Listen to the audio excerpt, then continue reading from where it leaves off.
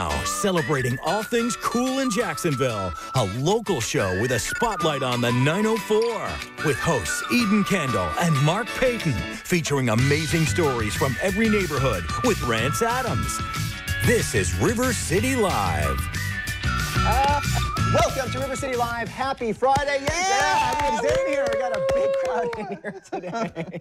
We have a great show. We're going to be in the Winn-Dixie kitchen in a little bit, cooking up a great summertime meal. Also, you ever wonder, how do you take a good picture of your pet? Well, we're going to break that down. We have expert tips, and I said I'm going to really pay attention to that because I'm going to use whatever I learn and try to take pictures of my kids. Well, actually, here's something very interesting. Deborah Dunham, who is the photographer that gave us the tips, has been a school teacher for many, many years. So I think that she's probably, So, but these are really fantastic tips. And you can apply these to taking pictures of your kids, for sure.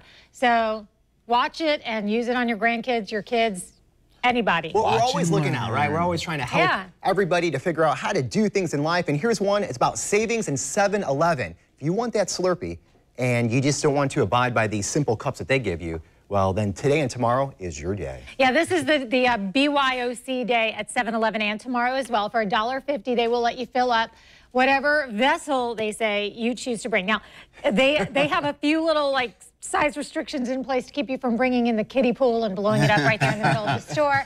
But people do get creative. Tea kettles, oversized beach pails, you can see water, pitchers, empty milk jugs, stuff like that. They're just really wanting, I guess, everybody to remember that, hey, Slurpees, come in for your Slurpee. Because, you know, you get busy, you forget that, oh my gosh, I could be having Slurpee right now. So it's pretty smart. We actually heard some really fun calls today on the radio about this, people who have seen some things at 7-Eleven. What's the most creative that you heard today on the radio? The one today was, it was a pail, but the person was drinking it out of the straw into the pail as they were... Oh, as it was coming down, never ending. Yeah, and getting video of it and the whole thing, smart. So it was funny. I think, too, a lot of times people do this, like, after their sports activities. So, like, you know, like the hard hats, you know, for baseball, the batting hats, you know, people fill those up, you know. But if you bring that big thing, what are you supposed to do? I mean, you don't have room in your freezer for it. Yeah, I think most people are doing it for the social media of it, which is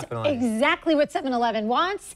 So what a bargain for them. It's brilliant. I think, you know, it's one of those things, too. You go in there and you have big eyes and you're ready to do it, and then all of a sudden you fill up something too big, and after your brain about freezes. a couple, you're like, I'm kind of done with this, and now I have 4 gallons of Slurpee sitting around. Oh, but you know what you can do with that? There are some adult beverages that can be made with that. Well played, Rance. Are you Yes. Are you a cola or a cherry Slurpee kind of person? I like to mix it up. Oh, yes. We talked about this before on the same line. Oh, we did do this conversation. I go down the line. I get confused. You know, I leave the radio station and come here, and then I go home, and between you guys, Steve Sutton on Gator Country, and my husband, I tell the same stories to the same people over and over again. I have no idea who I've told something to. So if I've already asked you a question, you just have to say it was the other guy. It's nice being 3rd and 4th on your list. Well, you're there. Great. So what's your preference? The cola. I like the burning.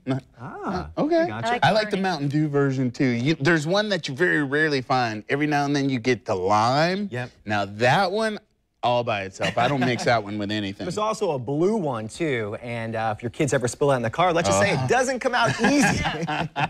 Takes a lot of time. So that's obviously one savings you could do, $1.50. You could fill up on a Slurpee. There's another thing that's out there right now, and it's a movie pass for $9.95 a month. Yes, and you took the name right out of my mouth. It's actually called Movie Pass, and they want to be the Netflix of movie theaters. $9.95 a month. You can watch 1 movie a day at participating theaters. AMC, the largest U.S. theater chain, is challenging the plan, but they're still included in the deal. Movie Pass said their success will convince other theaters to participate. So basically, they're just trying to drum up more interest for people going to theaters. And I mean, $9.95 compared to what you pay. Yeah. I mean, I have to go to the early bird on the weekend to try to catch a movie that's affordable for everybody, because after you pay for the ticket and the popcorn and the Slurpee. I have a prediction on this. Oh, yeah? I think movie theaters are individually going to start selling these kinds of passes, and then they're going to have to jack up the concession stands even more,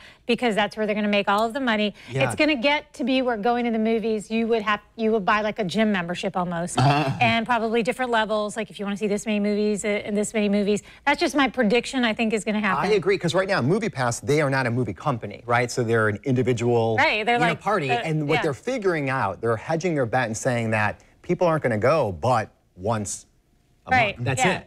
And it used to be, they came out in 2011, and it was $50 a month. And now they dropped it to $9.95, I feel like, to let people in. Yeah. But it's interesting because even if it was just $9.95 a month, I don't know how much time I really have to dedicate time to go to the But movies. if you go once, you've almost made all your money back depending on what level you're at. Because what would that be then? They're making $2.50. I guess if you get a lot of people, that could add up. Now, but what you're saying makes perfect sense because the movie theaters, they're going to make their money on the popcorn and the $20 for a candy bar. And like gyms who are banking on most people not ever coming. Yeah. You know who's going? College students. This is perfect for college students because I was the epitome of going to the movies by myself. I didn't need anybody with me. You go midday, whatever. And so college students are used to being at home on their Netflix or on their laptop. So this will be the opportunity like, oh, we'll get you out of the house and it's not going to break your budget. So yeah. But they're smart to do this because there are a lot of things that prevent me from going to the movies, but the cost of the ticket isn't one of them. Not that I'm like rolling in the dough and I can do that, but there was a period of time, shut up. There was a period of time where I was able to attend movies at one particular theater for free because of an arrangement, and even then, I just couldn't get there. Right. So, and that's what they're gambling on that you won't go there that much. It's smart. So, but yeah, but $9.95, that's. No, I think I might go ahead and sign everybody in the family up for that. Yeah, I guess that's what they're hoping for. So when you talk about bargains, what's a place you always think of? Walmart. And they just released this really interesting fact on each state and what is the most popular thing per state, okay? So here's an example. So for Florida, the #1 thing that people buy there in the state of Florida at Walmart is connected home. And that's technology. So that's things like Wi-Fi and things like that connect your home to make it easier. Right? But I'm so glad ours wasn't something embarrassing. You know, I really felt like Florida was going to show up again. I agree with you. I'm like, Florida, like, where are we coming in on this one, you know? Alligator repellent. Yeah, seriously, yeah. California was Zyrtec, and that's the allergy drug Zyrtec. Michigan, life jackets. So the #1 thing sold, you know, throughout, or the most bizarre, life jackets. I mean, Michigan's surrounded by water. That's right. You know, so that makes sense. Okay, so let's talk about stereotypes, right? New Jersey, dumbbells. Oh, right. What was it, Jim Tan and laundry. They're having a reunion too, by the way. Good for them. They're all still around. Good for them. Oh my gosh, that's a Jersey Shore's reference, by the way. And then West Virginia is ramen noodles. I didn't even know they still made those. Yeah, so there you go. And again, kind of stereotypes throughout the states, but I'm glad Florida, we came through with technology. That's I nice. like it. Very efficient. And we're smart enough to go to Walmart for it. Look at us. What's a bargain? Yeah. Now, when you talk about Walmart, what always comes up in the conversation? The Amazon. competition. Yeah, exactly. Amazon. Yeah, and Amazon, they keep releasing almost every week, and we're all over it, just some type of new bizarre technology that they're working on to release in the future. Okay, so what is one thing when you hear about drones delivering things, you think, okay, what are they going to do, like drop it on my front yard? Pretty much. I mean, that's what I always think of. Well, you better not order anything breakable if it's a drone. Well, they have this technology that they are working on where it's more like an accordion tube. So, I mean, just picture like a slinky kind of thing, and there it goes. Boy, they really went all out in that illustration. Yeah, so I mean, then they just kind of drop it down like that, and they are getting a patent on that. So, of course, that way everybody else can't just come up and that has to be one of the most fun jobs to have.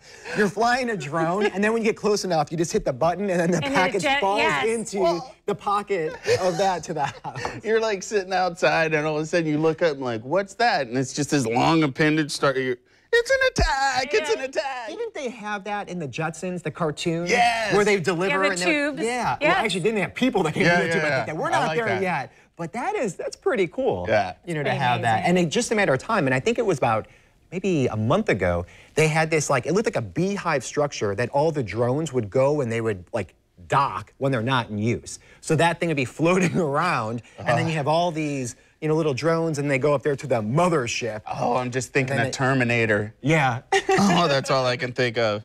But it's just a matter of time, and it is cool with Amazon just because they just keep on bringing technology to make our lives easier, but they're saving the bottom line. We talked about this on Monday. They were coming out with the food delivery, you know, system where it was food that did not have to be refrigerated. Exactly. I mean, they're doing it, of course, to line their own pockets, but they're also doing it to obviously make things more convenient for us to use Amazon and And never leave the house. Never leave. Except to go to the movies for your $10 membership. Or you leave the house to steal one of those drones. Yes. I'm sorry, but if I see a little drone flying around, I am jumping out. Those things are, let me tell you something. You'll get hit with a tranquilizer dart instantly.